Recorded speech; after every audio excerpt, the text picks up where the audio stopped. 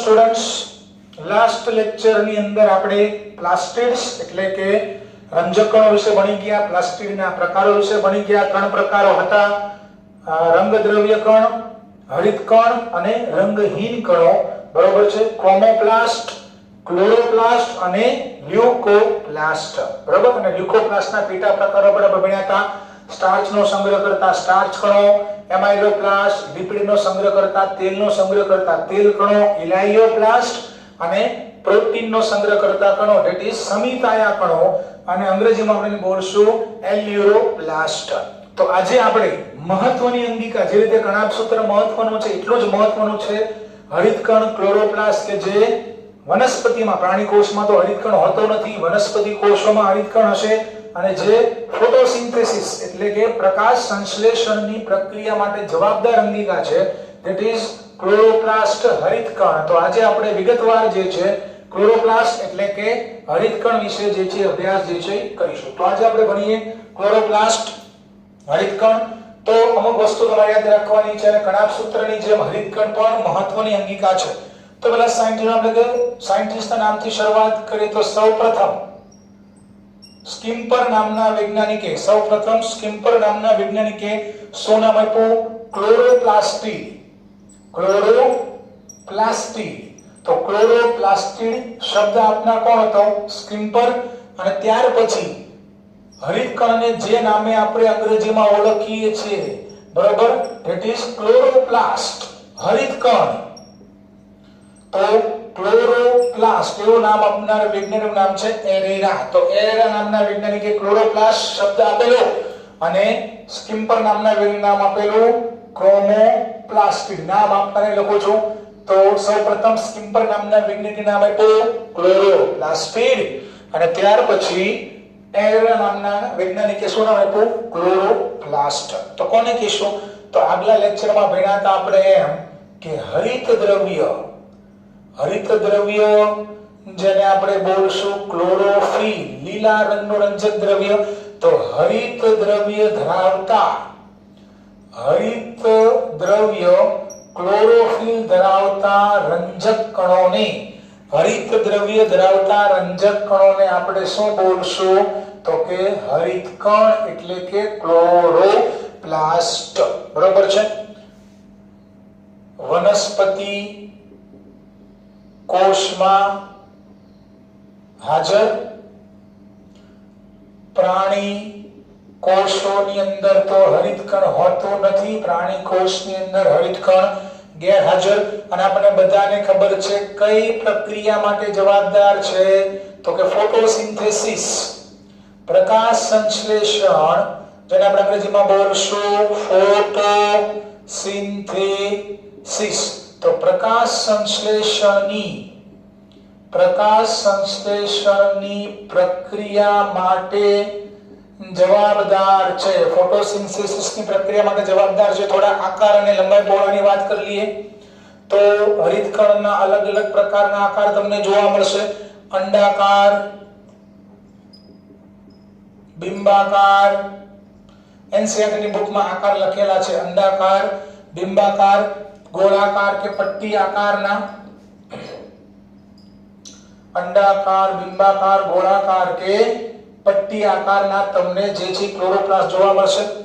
લંબાઈ અને પહોળાઈની વાત કરીએ થોડાના ડાયામીટર્સની, તો લગભગ 5 થી 10 માઇક્રોમીટર, 5 to 10 માઇક્રોમીટર લંબાઈ, અને ચોડાઈ એટલે કે પહોળાઈની વાત કરી લઈએ 2 to 4 માઇક્રોમીટર્સ, 2 to 4 માઇક્રોમીટર. તો 5 થી 10 માઇક્રોમીટર લંબાઈ ધરાવે છે, અને 2 થી 4 માઇક્રોમીટર છે પહોળાઈ ધરાવે છે.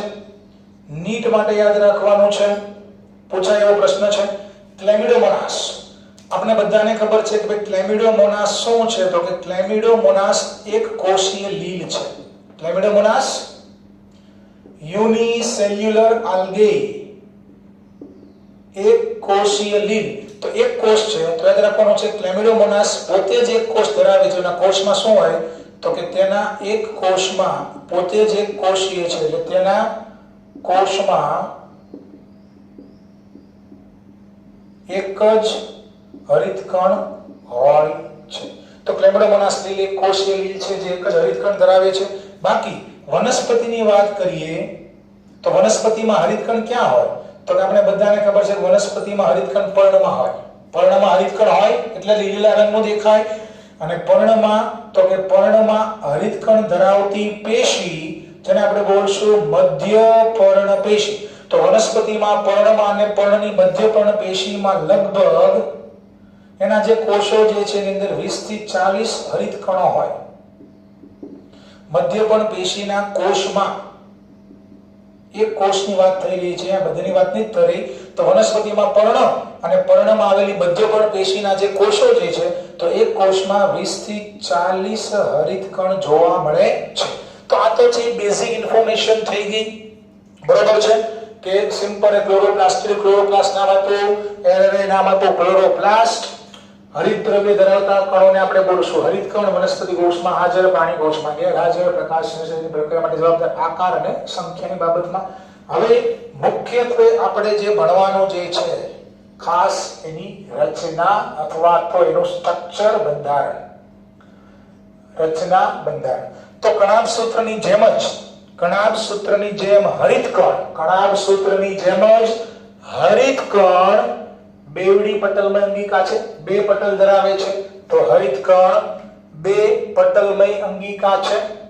બહારનું પટલ એની જેમ જ સળંગ લીલા રંગનું છે એટલે આપણે લીલો રંગ વાપરીએ. બેવડી પટલમય અંગિકા છે. બહારનું આવરણ જે છે, બહારનું પડ જે છે એ કેવું છે? સળંગ છે. ઓકે. તો બેવડી પટલમય અંગિકા ધરાવે છે.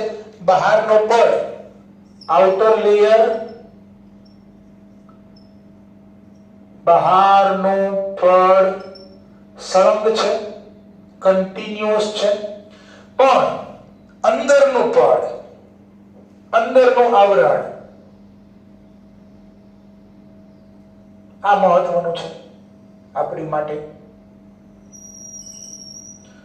અંદરનું આવરણ જે છે એ અનેક, અંદરનું પડ અહીંયા લખીએ, અંદરનું પડ અનેક ગળીઓ યુક્ત પટલમય તંત્ર રચે છે. અંદરનું પડ અનેક ફોલ્ડેડ ગળીઓ યુક્ત પટલમય તંત્ર રચે છે. અંદરનું પડ જે છે એ આ રીતે ફોલ્ડેડ છે. અંદરનું પડ આ રીતે અનેક ગળીઓ યુક્ત પટલમય તંત્ર રચે છે. અને આ ગળીઓ યુક્ત પટલમય તંત્રને બોલવામાં આવે છે ગ્રેના પ્રદેશ. યાદ રાખજો, શું બોલવામાં આવે છે? ગ્રેના પ્રદેશ. અંદરનો પડ અનેક ગળીઓ યુક્ત પટલમય તંત્ર રચે છે અને આ ગળીઓ યુક્ત પટલમય તંત્રને બોલવામાં આવે છે ગ્રેના પ્રદેશ. તો આ જે બ્લુ કલરનું તમને જે દેખાઈ રહ્યું છે એ શું છે? તો કે બ્લુ કલરનું જે છે એ ગ્રેના પ્રદેશ છે. ગ્રેના પ્રદેશ અનેક ગળીઓ યુક્ત પટલમય તંત્ર છે, ધેટ ઇઝ ગ્રેના પ્રદેશ. આગળ વધીએ. ગ્રેનામાં તમે શું દેખાય છે? તો આકૃતિમાં તમે જોઈ શકો છો તો કે ગ્રેના પ્રદેશની અંદર રૂપિયાના સિક્કા ની જેમ ગોઠવાયેલી થપ્પી જેવી સિક્કાની થપ્પીમય ગોઠવણી દેખાય છે. તો ગ્રેના પ્રદેશ શું ધરાવે છે? તો કે સિક્કાની થપ્પીમય ગોઠવણી જેવી રચના. સિક્કાની થપ્પીમય ગોઠવણી જેવી રચના ધરાવે છે. બરાબર, આવી રચના. બરાબર. અને આ રચનાને, આ સિક્કાની થપ્પીમય ગોઠવણી જેવી રચનાને આપણે શું બોલશું? ગ્રેનમ. આવી જે રચના તમને આકૃતિમાં દેખાઈ રહી છે, સિક્કાની થપ્પીમય ગોઠવણી જેવી રચના, તો આને બોલવામાં આવે છે ગ્રેનમ. તો ગ્રેના પ્રદેશમાં ગ્રેનમ, કેટલા ગ્રેનમ હોય? એ આપણે 3 જ દેખાયા છે આકૃતિમાં. તમને 3 જ ગ્રેનમ દેખાય છે, 3 થપ્પી જ દેખાય છે. પણ યાદ રાખવાનું છે, એક હરિતકણની અંદર લગભગ આવી કેટલી થપ્પી હોય? 40 થી 60. એક હરિતકણની અંદર આવી 40 થી 60 થપ્પી તમને જોવા મળશે. તો એક હરિતકણ 40 થી 60 ગ્રેનમ ધરાવે છે. હવે આગળ વધીએ. ગ્રેનમની અંદર આ જે સિક્કાની થપ્પીમાં ગોઠવણી છે તો એક જે સિક્કા જેવી રચના જે છે, સિક્કા જેવી રચના જે છે, આ સિક્કા જેવી રચનાને બોલવામાં આવે છે થાઇલેકોઇડ. સિક્કા જેવી રચના એટલે શું થશે? આ સિક્કાની થપ્પી, તો આ એક જે સિક્કા જેવી રચના જે છે એકને શું બોલવામાં આવે છે? થાઇલેકોઇડ. અને આગળ એક ગ્રેનમમાં કેટલા સિક્કા હોય? ગ્રેનમ એટલે સિક્કાની થપ્પી, એટલે થાઇલેકોઇડની થપ્પીમાં ગોઠવણી. તો એક ગ્રેનમ જે છે એમાં કેટલી સિક્કા હોય? કેટલા થાઇલેકોઇડની થપ્પી હશે? તો યાદ રાખવાનું છે લગભગ કોક ગ્રેનમમાં 2, કોક ગ્રેનમમાં 2 થી લઈને 100. યાદ રાખવાનું છે 2 થી લઈને 100. મતલબ 2 થાઇલેકોઇડની પણ થપ્પી હોય અને 100 સુધી થાઇલેકોઇડની થપ્પી તમને જોવા મળશે. તો યાદ રાખજો, અંદરનું પડ અનેક ગળીઓયુક્ત પટલમય તંત્ર રચે, જેને આપણે બોલશું ગ્રેના પ્રદેશ. ગ્રેના પ્રદેશમાં આ રીતે સિક્કાની થપ્પી જેવી રચના, જેને આપણે બોલશું ગ્રેનમ. કેટલા ગ્રેનમ હોય એક હરિતકણમાં? તો 40 થી 60. અને એક ગ્રેનમમાં જે એક સિક્કા જેવી રચના જે છે, એક સિક્કા જેવી રચના આપણે બોલશું થાઇલેકોઇડ. અને એક થપ્પીમાં કેટલા થાઇલેકોઇડ હોય? તો કે 2 થી લઈને 100 સુધી થાઇલેકોઇડ હોઈ શકે. અને હવે મહત્વની વસ્તુ આપણે અહીંયા એવું કીધું કે હરિત દ્રવ્ય ધરાવતા કણોને, ક્લોરોફિલ ધરાવતા કણોને આપણે બોલશું હરિતકણ. તો હરિતકણ તમારી સામે છે. તો હરિતકણમાં ક્લોરોફિલ હોય, હરિતકણમાં હરિત દ્રવ્ય હોય, પણ ક્યાં હોય? હરિતકણમાં હરિત દ્રવ્ય ક્યાં હોય? તો ખાસ યાદ રાખવાનું છે, હરિતકણમાં ગ્રેના પ્રદેશ, ગ્રેનામાં ગ્રેનમ, ગ્રેનમમાં થાઇલેકોઇડ. અને આ જે થાઇલેકોઇડ જે છે, થાઇલેકોઇડની અંદર તમને શું જોવા મળશે? ક્લોરોફિલ એટલે કે હરિત દ્રવ્ય. થાઇલેકોઇડ ક્લોરોફિલ એટલે કે હરિત દ્રવ્ય ધરાવે છે. મતલબ જે ક્લોરોફિલ જે છે, ક્લોરોફિલ જે છે એ તમને ક્યાં જોવા મળશે? લીલા રંગનું રંજક દ્રવ્ય, that is chlorophyll inside the thylakoid. inside the thylakoid, thylakoid ની અંદર તમને હરિત દ્રવ્ય જે છે એ જોવા મળશે. Okay, clear? આગળ વધીએ. આ બે ગ્રેનમ જે છે, બંને ગ્રેનમ મતલબ જેટલા 40 થી 60 ગ્રેનમ હોય તો બે ગ્રેનમ એકબીજા સાથે એક પટલ વડે જોડાયેલા હોય. દરેક ગ્રેનમ 40 થી 60 હોય તો 60 60 એકબીજા સાથે પટલ વડે જોડાયેલા હોય છે. આને બોલવામાં આવે છે આંતર ગ્રેનમ પટલ. શું બોલવામાં આવે છે? આંતર ગ્રેનમ પટલ. ઓકે, તો આ વાત થઈ ગઈ બહારના પડની, અંદરના પડની. બાકીનો આ જે ભાગ જે વધ્યો, બાકીનો આ જે ભાગ જે વધ્યો એને આપણે શું બોલશું? તો કે થોડું લંબાવું છું. આ જે ભાગ જે છે, બાકીના ભાગ જે આ વધ્યો, આ ભાગને બોલવામાં આવે છે હરિતકણનું આધારક, અને જેને આપણે અંગ્રેજીમાં બોલશું સ્ટ્રોમા. કણાભસૂત્રના આધારકને શું બોલાય? મેટ્રિક્સ. ગુજરાતીમાં બંનેને આધારક જ બોલશું, પણ કણાભસૂત્રના આધારકને આપણે બોલશું મેટ્રિક્સ. અને હરિતકણનો આધારક એટલે આ જે ભાગ જે વધે, નીચે લઈ જાવ છો અહીંયા, આ જે ભાગ જે છે, આ જે પોર્શન જે વધ્યો એને બોલવામાં આવે છે હરિતકણનું આધારક. અને હરિતકણના આધારકને બોલવામાં આવે છે સ્ટ્રોમા. કણાભસૂત્રના આધારકને મેટ્રિક્સ, હરિતકણના આધારકને સ્ટ્રોમા. તો સ્ટ્રોમામાં તમને શું જોવા મળશે? આધારકની અંદર શું જોવા મળશે? તો કે આધારકની અંદર એક તો કણાભસૂત્રની જેમ હરિતકણનું પોતાનું વલયાકાર ડીએનએ. યાદ રાખજો, શું જોવા મળશે? તો કે કણાભસૂત્રની જેમ હરિતકણની આધારકની અંદર હરિતકણનું વલયાકાર ડીએનએ. બીજું શું જોવા મળશે? તો કે એના આધારકમાં તરતા રિબોસોમ્સ, રાઇબોસોમ્સ. કયા પ્રકારના રાઇબોસોમ્સ? 70S રિબોસોમ્સ, 70S પ્રકારના.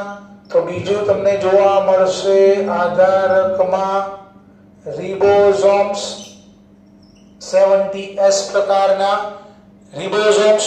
બીજું શું જોવા મળશે? તો કણાભસૂત્રના મેટ્રિક્સ, કણાભસૂત્રના આધારકમાં એક ચક્ર થતું હતું, ચક્રનું નામ હતું ક્રેબ્સ ચક્ર.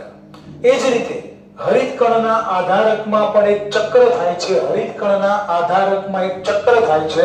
ચક્રનું નામ છે C3 ચક્ર, C3 પથ. ગુજરાતીમાં આપણે એને બોલશું કેલ્વિન સાયકલ, કેલ્વિન ચક્ર. તો ત્રીજું શું જોવા મળશે આ સ્ટ્રોમાની અંદર? તો કે હરિતકણના આધારકમાં કેલ્વિન ચક્ર થાય છે. કયું ચક્ર થાય છે? હરિતકણના આધારકમાં કેલ્વિન ચક્ર, કેલ્વિન ચક્ર અથવા તો આપણે બોલશું C3 પથ, C3 ચક્ર. તો હરિતકણના આધારકમાં કેલ્વિન ચક્ર થાય છે, C3 પથ થાય છે, C3 ચક્ર થાય છે. તો આ ચક્ર થવા માટે જે કાંઈ ઉત્સેચકોની જરૂરિયાત છે, એટલે કેલ્વિન ચક્ર થવા માટે જવાબદાર ઉત્સેચકો તમને ક્યાં જોવા મળશે? તો કે હરિતકણના આધારકની અંદર એટલે કે સ્ટ્રોમાની અંદર તમને જોવા મળશે. તો આ થઈ ગઈ હરિતકણની રચના. બહારનું પડ સળંગ છે, અંદરનું પડ અનેક ગળીઓયુક્ત પટલમય તંત્ર રચે છે, જેને આપણે બોલશું ગ્રેના પ્રદેશ. ગ્રેના પ્રદેશમાં સિક્કાની થપ્પી જેવી રચના, ધેટ ઇઝ ગ્રેનમ. 40 થી 60 એક ગ્રેનમમાં એક સિક્કો એટલે કે થાઇલેકોઇડ, અને કેટલા સિક્કા હોય છે કે 2 થી 100, અને આપણું હરિત દ્રવ્ય જે છે થાઇલેકોઇડમાં જોવા મળશે. બાકીનો જે પોર્શન જે છે, બાકીના પોર્શનને આપણે બોલશું સ્ટ્રોમા. આધારક, આધારકમાં શું હોય છે? આધારકમાં વલયાકાર ડીએનએ, 7ds પ્રકારના રિબોસોમ્સ અને કેલ્વિન ચક્ર થાય. કણાભ સૂત્રના આધારકમાં ક્રેબ્સ ચક્ર થાય. હરિતકણના આધારકમાં કેલ્વિન ચક્ર થાય. તો કેલ્વિન ચક્ર માટે જવાબદાર ઉત્સેચકો ક્યાં હશે? હરિતકણના આધારકમાં. બીજું, કણાભ સૂત્રમાં પણ એક વાક્ય મેં તમને કીધું, તો અહીંયા પણ એક વાક્ય તમને કહું છું કે કણાભ સૂત્ર આપણે ભણ્યા હતા કે કણાભ સૂત્ર પોતાનો ડીએનએ ધરાવે છે, એની પાસે રિબોસોમ છે, એટલે કણાભ સૂત્ર પોતાની જાતે પ્રોટીન સંશ્લેષણ કરી શકે છે. એટલે કણાભ સૂત્રને આપણે શું બોલતા હતા? સેમી ઓટોનોમસ ઓર્ગન્સ, મતલબ અર્ધ સ્વાયત્ત અંગિકા. તો અહીંયા પણ તમે જોઈ શકો છો કે હરિતકણ પાસે પણ પોતાનો ડીએનએ છે, હરિતકણ પાસે પણ રિબોસોમ છે. તો હરિતકણ પણ કણાભ સૂત્રની જેમ જ, યાદ રાખજો, હરિતકણ અને કણાભ સૂત્ર બંને અર્ધ, યાદ રાખવાનું છે એમસીક્યુ માટે, કણાભ સૂત્ર અને હરિતકણ બંને અર્ધ સ્વાયત્ત અંગિકા છે. ખાસ યાદ રાખવાનું છે એમસીક્યુ માટે. અંગ્રેજીમાં આપણે બોલશું સેમી એટલે અર્ધ, ઓટોનોમસ, સેમી ઓટોનોમસ ઓર્ગન્સ, બરાબર, અંગિકા. તો અર્ધ સ્વાયત્ત, યાદ રાખજો, કણાભ સૂત્ર અને હરિતકણ બંને લખી દઉં છું અહીંયા. ઇમ્પોર્ટન્ટ છે નીટ માટે કે કણાભ સૂત્ર અને હરિતકણ બંને સેમી ઓટોનોમસ એટલે કે અર્ધ સ્વાયત્ત અંગિકાઓ છે. હવે મુદ્દાની વાત કરી જે તમારે આગળ ભણવાનું આવશે, કાર્યો. કાર્ય તો આનું એક જ કાર્ય છે. હરિતકણનું શું કાર્ય છે? ફોટોસિન્થેસિસ એટલે કે પ્રકાશ સંશ્લેષણ માટે જવાબદાર છે. વનસ્પતિની અંદર પ્રકાશ સંશ્લેષણની ક્રિયા માટે જવાબદાર છે. હવે ખાસ ધ્યાન રાખજો, 11મા ધોરણના પાછળના ચેપ્ટરોની અંદર એક આખું ચેપ્ટર જ છે, અને ચેપ્ટરનું નામ જ શું છે? ફોટોસિન્થેસિસ, પ્રકાશ સંશ્લેષણ. તો જ્યારે આપણે ચેપ્ટર ભણશું ત્યારે આપણે હરિતકણની રચના આવડતી હશે તો તમને પ્રકાશ સંશ્લેષણ આવડશે. તો થોડી ચર્ચા કરી લઈએ અહીંયા, ધ્યાન વ્યવસ્થિત રીતે.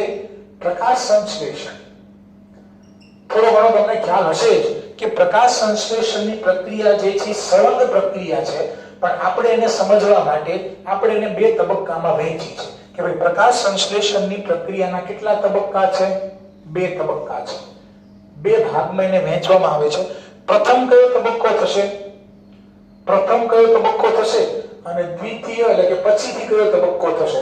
તો પ્રકાશ સંશ્લેષણની પ્રક્રિયાને આપણે બે ફેઝમાં, બે તબક્કામાં વહેંચી છે. પહેલો તબક્કો જે છે એને બોલવામાં આવે છે પ્રકાશ તબક્કો. પહેલો તબક્કો જે છે એને બોલવામાં આવે છે પ્રકાશ તબક્કો, અને આપણે અંગ્રેજીમાં બોલશું લાઇટ રિએક્શન. લાઇટ રિએક્શન, પહેલો તબક્કાને આપણે બોલશું લાઇટ રિએક્શન, અને સેકન્ડ તબક્કો જે છે એને બોલવામાં આવે છે અંધકાર તબક્કો. અંધકાર તબક્કો, અંધકાર એટલે કે ડાર્ક, આને આપણે બોલશું ડાર્ક રિએક્શન. તો લાઇટ રિએક્શન, ડાર્ક રિએક્શન, અથવા તો આને ઘણીવાર બોલવામાં આવે છે જૈવ સંશ્લેષણ તબક્કો અથવા તો કાર્બન ડાયોક્સાઇડના સ્થાપનનો તબક્કો. કાર્બન ડાયોક્સાઇડના સ્થાપનનો તબક્કો. પહેલા જો પ્રકાશ સંશ્લેષણની પ્રક્રિયાને બે ફેઝમાં આપણે વહેંચી છે. પહેલા પ્રકાશ તબક્કો થશે, પ્રકાશ તબક્કો પૂર્ણ થશે, પછી અંધકાર તબક્કો થશે, જૈવ સંશ્લેષણ તબક્કો થશે, અથવા તો કાર્બન ડાયોક્સાઇડના સ્થાપનનો તબક્કો જે છે એ થશે. કોમન વાત, આનું નામ શું કામ પ્રકાશ તબક્કો રાખ્યું છે? તો પ્રકાશ તબક્કા માટે પ્રકાશ જરૂરી છે. આપણે બધાને ખબર છે પ્રકાશ સંશ્લેષણની પ્રક્રિયા માટે પ્રકાશ જરૂરી છે, પણ પ્રકાશ સંશ્લેષણમાં પાછા બે તબક્કા છે, પ્રકાશ અને અંધકાર. તો કયા તબક્કા માટે પ્રકાશ જરૂરી છે? પ્રકાશ તબક્કા માટે પ્રકાશ જરૂરી છે, અંધકાર તબક્કા માટે પ્રકાશ જરૂરી નથી. ઓકે. બીજું, આ બંને તબક્કાઓ થાય તો ક્યાં? હરિતકણમાં થાય. બંને તબક્કાઓ હરિતકણમાં થાય, પણ હરિતકણમાં ક્યાં? તો હવે વાત કરી લઈએ બંને તબક્કાઓના સ્થાનની, કે ભાઈ પ્રકાશ સંશ્લેષણનો પ્રકાશ તબક્કો હરિતકણમાં ક્યાં થાય અને અંધકાર તબક્કો ક્યાં થાય? તો પ્રકાશ તબક્કો જે છે એ ક્યાં થાય છે?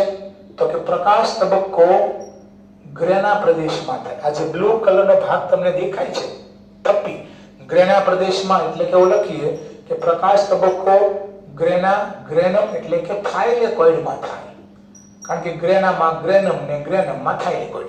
તો પ્રકાશ તબક્કો અહીંયા થશે, ગ્રેના પ્રદેશમાં થશે, ગ્રેનમ એટલે કે થાઇલેકોઇડમાં થશે.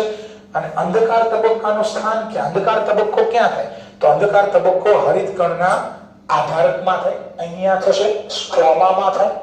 તો અંધકાર તબક્કાનું સ્થાન, તો અંધકાર તબક્કો હરિતકણના આધારકમાં એટલે કે સ્ટ્રોમામાં થાય છે.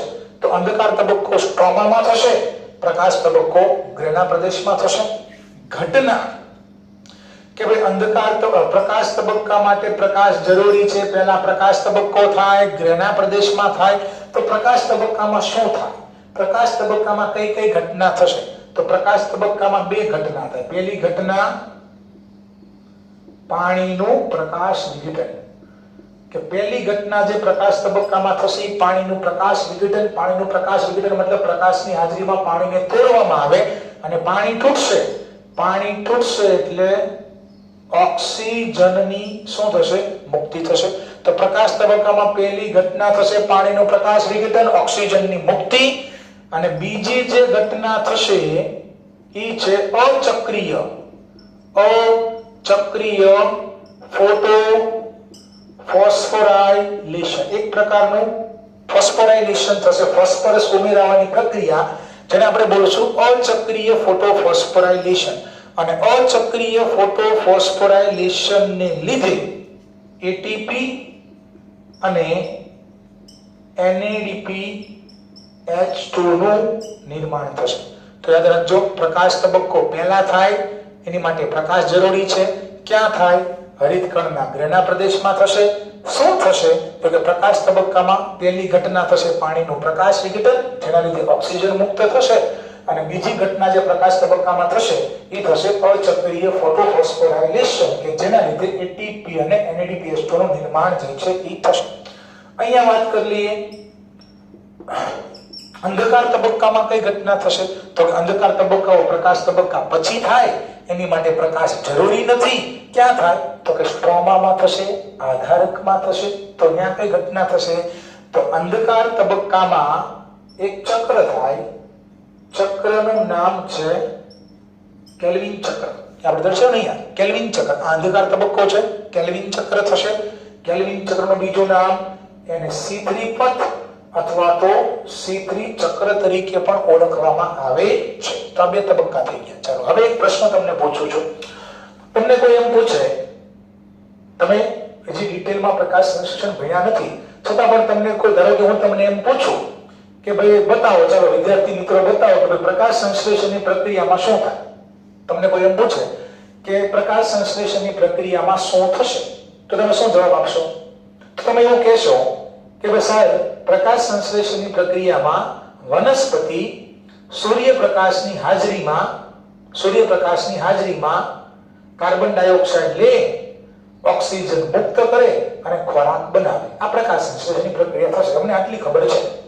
વનસ્પતિ પ્રકાશ સંશ્લેષણની પ્રક્રિયા દરમિયાન વાતાવરણમાંથી સાહેબ કાર્બન ડાયોક્સાઇડ લેશે, ઓક્સિજનને મુક્ત કરશે અને ગ્લુકોઝ એટલે કે ખોરાક જે છે બનાવશે. આ તમારો અને મારો પ્રકાશ સંશ્લેષણ વિશેનો સામાન્ય ખ્યાલ છે કે ભાઈ કોઈ પણ વનસ્પતિ પ્રકાશ સંશ્લેષણની પ્રક્રિયામાં શું કરશે, તો સૂર્યપ્રકાશની હાજરીમાં વાતાવરણમાંથી સાહેબ કાર્બન ડાયોક્સાઇડ લેશે, ઓક્સિજનને મુક્ત કરશે અને ગ્લુકોઝ જે છે બનાવશે. તો એ ઘટના મેં તમને 3 કીધી, એ હું તમને બતાવવા જઈ રહ્યો છું. જો આ હરિતકણ, ફરીવાર આપણે દોરું છું, હરિતકણ, આ બહારનું આપણે ગ્રીન વડે દર્શાવી દઈએ, આ બહારનું પડ, અંદરનું પડ, અને આ એક જ આપણે દર્શાવી દઈએ. આ શું થશે? આ થશે ગ્રેના પ્રદેશ. તો ચલો, પહેલો તબક્કો કયો તબક્કો થાય? આ હરિતકણ. એની અંદર હું તમને પ્રકાશ સંશ્લેષણની પ્રક્રિયા બતાવું છું અને 3 ઘટના છે, તમને કોમન ખ્યાલ છે કે ભાઈ સર, પ્રકાશ સંશ્લેષણની પ્રક્રિયા દરમિયાન શું થાય? તો કે પ્રકાશ સંશ્લેષણની પ્રક્રિયા દરમિયાન આમાં શું છે? થાઇલેકોઇડમાં ક્લોરોફિલ છે. તો પહેલો તબક્કો કયો તબક્કો? પ્રકાશ તબક્કો. તો કોની હાજરીમાં? સૂર્યપ્રકાશની હાજરીમાં. સૂરજ દાદા છે તો સૂર્યપ્રકાશ ગ્રહણ કરશે વનસ્પતિ, અને પહેલો તબક્કો કયો તબક્કો થશે? પ્રકાશ તબક્કો. તો પહેલા શું થશે? તો પ્રકાશ તબક્કાનું સ્થાન ક્યાં દેખાડ્યું? જો ક્યાં છે, ક્યાં થાય છે પ્રકાશ તબક્કો? ગ્રેના પ્રદેશમાં. પ્રકાશ તબક્કા માટે પ્રકાશ જરૂરી છે, બધી ઘટના તમને આકૃતિમાં દેખાશે. તો પ્રકાશ તબક્કો, પ્રકાશ જરૂરી છે, હરિતકણના ગ્રેના પ્રદેશમાં થશે. કઈ ઘટના થશે? તો પહેલું પાણીનું પ્રકાશ વિઘટન. તો સાહેબ, પાણીનું પ્રકાશ વિઘટન થશે. પાણી એટલે કે H2 તૂટશે, 4H+ 4OH- અને આમાંથી શું રિલીઝ થશે? O2. પાણીના પ્રકાશ વિઘટન થશે અને પાણીના પ્રકાશ વિઘટનને કારણે શું બનશે? O2 બનશે. હવે એક ઘટના થઈ ગઈ. બીજી કઈ ઘટના થશે? અચક્રીય ફોટોફોસ્ફોરાઇલેશન થાય, અને અચક્રીય ફોટોફોસ્ફોરાઇલેશન થશે. અચક્રીય ફોટોફોસ્ફોરાઇલેશન થશે એટલે ADP માંથી શું બનશે? ATP બનશે, અને NADP માંથી બનશે NADPH2. તો આજે તમને દેખાય છે આ કયો તબક્કો છે? આ પ્રકાશ તબક્કો છે. પ્રકાશ તબક્કામાં જો પ્રકાશની હાજરી જરૂરી છે, ક્યાં થાય? ગ્રેના પ્રદેશમાં, ગ્રેનમમાં થશે. કઈ ઘટના થશે? પાણીનું પ્રકાશ વિઘટન થશે, અને પાણીના પ્રકાશ વિઘટનને લીધે કોણ મુક્ત થયો? ઓક્સિજન મુક્ત થશે. બરાબર. બીજી કઈ ઘટના થશે? તો આજે દર્શાવ્યું છે અચક્રીય ફોટોફોસ્ફોરાઇલેશન. આના લીધે ADP માંથી ATP અને NADP માંથી NADPH2 બનશે. તો આ થઈ ગયો પ્રકાશ તબક્કો. હવે વાત કરીએ અંધકાર તબક્કાની. ક્યાં થશે? તો કે અંધકાર તબક્કા માટે પ્રકાશ જરૂરી નથી. અંધકાર તબક્કો હરિતકણના આધારકમાં થાય. શું થાય? કેલ્વિન ચક્ર થશે. તો અહીંયા એક ચક્ર દર્શાવી દઈએ. કયું ચક્ર? C3 ચક્ર, ધેટ ઇઝ કેલ્વિન સાયકલ. તો કેલ્વિન ચક્રમાં શું થાય? તમે કીધું કેલ્વિન ચક્રમાં કાર્બન ડાયોક્સાઇડનો સ્થાપનનો તબક્કો પણ કહેવાય. તો આ કન્ડિશનમાં વનસ્પતિ શું લેશે? તો કે કેલ્વિન ચક્ર દરમિયાન વનસ્પતિ વાતાવરણમાંથી કાર્બન ડાયોક્સાઇડ લેશે. પ્રકાશ તબક્કામાં બનેલા આ ATP અને NADPH2 નો એમાં ઉપયોગ થશે. શેમાં ઉપયોગ થાય? આ જે ATP અને NADPH જે પ્રકાશ તબક્કામાં બન્યા એનો ઉપયોગ અંધકાર તબક્કામાં થશે, અને આનો ઉપયોગ કરીને વાતાવરણમાંથી કાર્બન ડાયોક્સાઇડનું સ્થાપન કરી 6 કાર્બન ડાયોક્સાઇડનું સ્થાપન કરી વનસ્પતિ C6H12O6 એટલે કે ગ્લુકોઝ જે છે બનાવશે. તો અંધકાર તબક્કો દેખાય છે, પ્રકાશ જરૂરી નથી. ક્યાં થાય છે? આધારકમાં થાય. અંધકાર તબક્કામાં શું થાય? કાર્બન ડાયોક્સાઇડનું સ્થાપન થાય અને ગ્લુકોઝ જે છે એ બનશે. તો તમારી સામે આ જે છે એ આખી પ્રકાશ સંશ્લેષણની પ્રક્રિયા થઈ ગઈ. જો આ પ્રકાશ તબક્કો, આ પ્રકાશ તબક્કો, આ અંધકાર તબક્કો, અને જો તમારો બેઝિક ખ્યાલ શું હતો કે ભાઈ વનસ્પતિ પ્રકાશ સંશ્લેષણની પ્રક્રિયામાં શું કરે? તો સૂર્યપ્રકાશની હાજરીમાં, સેન્ટેન્સ હું આખો રિપીટ કરું છું, તમે શું જવાબ આપશો? કે સર વનસ્પતિ પ્રકાશ સંશ્લેષણની પ્રક્રિયામાં શું કરે? તો સૂર્યપ્રકાશની હાજરીમાં વાતાવરણમાંથી કાર્બન ડાયોક્સાઇડ લે. સૂર્યપ્રકાશ આખી ઘટના પ્રકાશ સંશ્લેષણ. તો સૂર્યપ્રકાશની હાજરીમાં કાર્બન ડાયોક્સાઇડ લે, O2 મુક્ત કરે અને ખોરાક બનાવે. ક્લિયર? સૂર્યપ્રકાશની હાજરીમાં કાર્બન ડાયોક્સાઇડ લે, ઓક્સિજન મુક્ત કરે અને ખોરાક બનાવે. તો this is photosynthesis. Very important. બે ભાગ આપણે પહેલા લાઇટ રિએક્શન, ડાર્ક રિએક્શન. પહેલા પ્રકાશ તબક્કો થાય, પછી અંધકાર તબક્કો થાય. પ્રકાશ તબક્કા માટે પ્રકાશ જરૂરી છે. પ્રકાશ તબક્કો હરિતકણના ગ્રેના પ્રદેશમાં થાય. કઈ ઘટના થાય? પાણીનો પ્રકાશ વિઘટન થાય, ઓક્સિજન મુક્ત થાય, અચક્રીય ફોટોફોસ્ફોરાઇલેશન થાય, એટીપી અને એનડીપી નું નિર્માણ થાય. આ પ્રકાશ તબક્કો પૂરો. આ પતે એટલે અંધકાર તબક્કો શરૂ થાય. અંધકાર તબક્કો કાર્બન ડાયોક્સાઇડના સ્થાપનનો તબક્કો, જૈવ સંશ્લેષણ તબક્કો. એમાં શું થાય? તો પ્રકાશ તબક્કામાં જે બંને બન્યા છે અચક્રીય ફોટોફોસ્ફોરાઇલેશનને લીધે એ બંનેનો ઉપયોગ થશે. શેમાં? કેલ્વિન ચક્રમાં. અને કેલ્વિન ચક્ર થાય, આ બંનેનો ઉપયોગ થાય અને વનસ્પતિ વાતાવરણમાંથી 6 કાર્બન ડાયોક્સાઇડ લેશે. આ બંનેનો ઉપયોગ કરીને કાર્બન ડાયોક્સાઇડનું સ્થાપન કરીને એ ગ્લુકોઝ એટલે કે C6H12O6 ખોરાકનું નિર્માણ જે છે એ કરશે. તો ધીસ ઇઝ ફોટોસિન્થેસિસ. સૂર્યપ્રકાશની હાજરીમાં વનસ્પતિ કાર્બન ડાયોક્સાઇડ લે, O2 મુક્ત કરે અને ખોરાક બનાવે. બધાને ખબર પડી ગઈ હશે. મસ્ત મજાનો લેક્ચર જે છે થઈ ચૂક્યો છે. બરોબર? તો આજે આપણે ભણ્યા હરિતકણ. શું કામ આ જરૂરી છે? શું કામ આ આવડવું જોઈએ અત્યારે? કારણ કે આ જ વસ્તુ ડિટેલમાં આપણે 11મા ધોરણમાં જ ભણવાની છે. ચેપ્ટરનું નામ જ શું છે? ફોટોસિન્થેસિસ, પ્રકાશ સંશ્લેષણ. બરોબર? તો આજે આપણે વાત કરી હરિતકણની. બરોબર છે? હરિતકણ, સામાન્ય કાર્યો, એનું બંધારણ, સામાન્ય બાબતો, લંબાઈ, પહોળાઈ, ત્યાર પછી એની રચના, ગ્રેના, ગ્રેનમ, થાઇલેકોઇડ, થાઇલેકોઇડમાં હરિતદ્રવ્ય, અને યાદ રાખજો આધારકમાં ડીએનએ, કેલ્વિન ચક્ર માટેના ઉત્સેચકો, રિબોઝોમ 70 પ્રકારના. યાદ રાખજો કણાભ સૂત્ર અને હરિતકણ બંને અર્ધ સ્વાયત્ત અંગિકાઓ છે. એનું મુખ્ય કાર્ય છે પ્રકાશ સંશ્લેષણ. આના વિશે આપણે ભણી ગયા. તો આમાં તમને આખો ફોટોસિન્થેસિસ દેખાય છે. પ્રકાશ તબક્કો, આ અંધકાર તબક્કો. બરાબર? તો આજે વાત કરી ગયા આપણે હરિતકણની, અને નેક્સ્ટ લેક્ચરની અંદર આપણે ડિટેલમાં થોડા પ્લાસ્ટિક અને એના પ્રકારો વિશે નેક્સ્ટ લેક્ચરમાં જે અભ્યાસ જે છે એ કરીશું. ત્યાં સુધી જો વિડિયો પસંદ આવ્યો હોય તો ખાસ લાઈક નું બટન દબાવજો અને તમારા મહત્તમ મિત્રો સુધી એને શેર કરો. એટલે લોકડાઉનના સમયમાં જે છે એ લોકો જે છે એ અન્ય વિદ્યાર્થીઓ પણ આપણા લેક્ચરનો લાભ લઈ શકે. તો ખાસ મિત્રો પસંદ આવ્યો હોય તો લાઈક નું બટન દબાવજો, શેર કરજો અને ચેનલને સબસ્ક્રાઇબ કરજો. મળીએ નેક્સ્ટ લેક્ચરમાં નવા ટોપિકની સાથે.